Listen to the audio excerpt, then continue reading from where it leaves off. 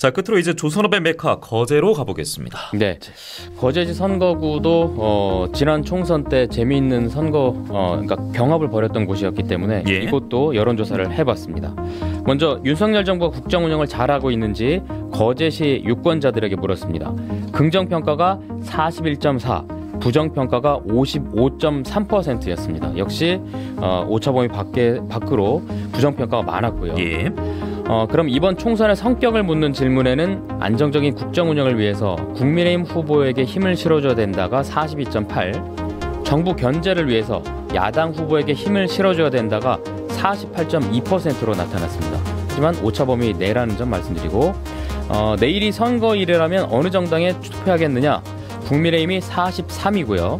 민주당이 37.5, 지지정당이 없음이 6.5%인데 역시 국민의힘과 민주당은 현재 오차범위 내에 있다는 점 말씀드리고 거제시 선거구의 인물 선호도 조사를 해봤습니다. 국민의힘 서일준 의원이 44.1, 그리고 민주당의 변광용 중앙당 정책위 부의장이 37.1%로 오차범위 내에서 경합인 것으로 현재 나타났습니다.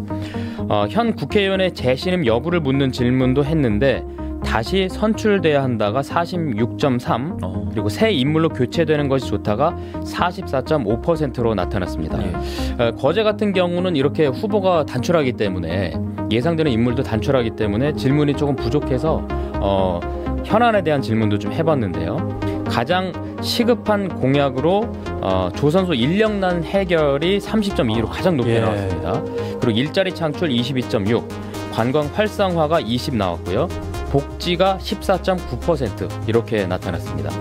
마지막으로 현 정부의 조선업 지원 정책에 대해서는 긍정평가가 36.2, 그리고 부정평가가 53.6%로 나타났습니다. 예. 네. 저희가 거제 시민에게는 거제에서 빼놓을 수 없는 기반인 조선업에 대한 평가도 같이 물었는데 조선소 인력난 또 거제 일자리의 문제의식을 느끼면서 동시에 이제 현 정부의 조선업 지원은 과반 넘게 부정적으로 평가를 했거든요. 그런데 여당 지지 그리고 현역인 여당 의원에 대한 재신임 바람이 오차범위 내에서 각각 높게 나왔습니다. 어떻게 보십니까? 그럼 조선업에 대해서 정부가 이 정도 조치는 그동안 해줬어야만 다시 좀 안정될 수 있는데라고 하는 부분에서 이제 미흡하다고 판단을 하시는 건 분명한 것 같고 노동자들이 많으니까 비판적 의견도 많고 그다음에 또 일본에서 비롯된 오염수 방류도 문제가 있어가지고 이쪽 지역이 그렇게 녹록치 않은 지역인데도 불구하고 국민의힘이 나름대로 탄력을 계속 받는 거는 아마 제가 보기에는 아마 남부 내륙 철도 문제가 걸려 있고 그다음에 가덕 또 신공항 문제도 역시 여기 이쪽에 관련돼 있고 해서 거대한 프로젝트가 우리 지역과 우리 지역 옆에서 바로 벌어져야 되는데 이것을 지금 야당이 비판적으로 계속 문제 제기를 하고 있는데 다시 그쪽으로 넘어가는 것보다는 이대로 유지가 되는 것이 빨리빨리 진행되는 거 아닐까라고 하는 일말의 지역 수건 사업에 대한 어떤 기대 같은 것들이 작용을 하는 것 같아요.